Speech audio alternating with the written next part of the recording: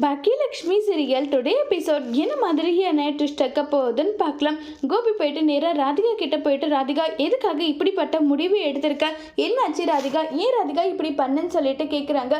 பின்ன என்ன கோபி, நீங்கள் உங்கள் குடும்பத்து கூட சந்தோஷமாக இருக்கீங்க, உங்களுடைய குடும்பத்தோட சந்தோஷத்தை நிம்மதியை நான் கெடுக்கக்கூடாதுன்னு நினச்சி தான் நான் இப்படி பண்ணியிருக்கேன்றாங்க.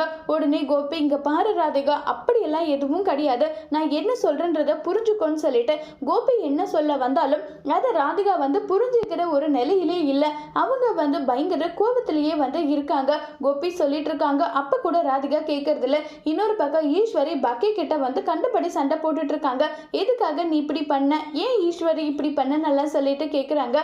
அத்தை, நான் என்ன பண்ணேன், அவரோட ஒய்ஃப் கூட அவரை சேர்த்து வைக்க போறேன்.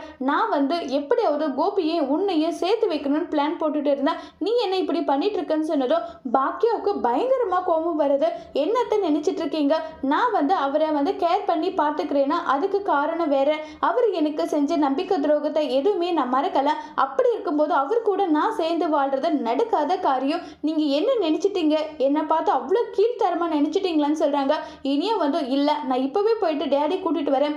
இனியா ஒரு அடி வச்சுனா நடக்கிறதே வேற. எல்லாரும் அப்படிதான் நினைச்சிட்டு தப்பு கணக்கு போட்டுட்டு இருக்கீங்களா?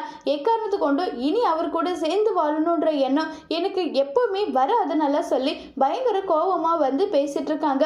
என்ன பாக்கியா, ஓவரா பேசிட்டு இருக்க?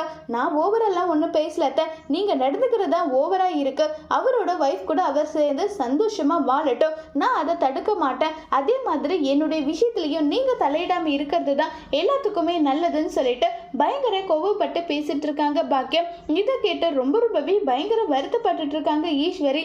என்ன இது, எல்லாரும் இப்படி பேசிட்டு இருக்கீங்களே, அப்ப நீ கோபி கூட சேர்ந்து வாழ மாட்டியா நல்லா கேட்குறாங்க. என்னால வாழ முடியாதுன்னு பாக்கிய சொல்றாங்க. அதோட இந்த எபிசோட முடிச்சிருக்காங்க.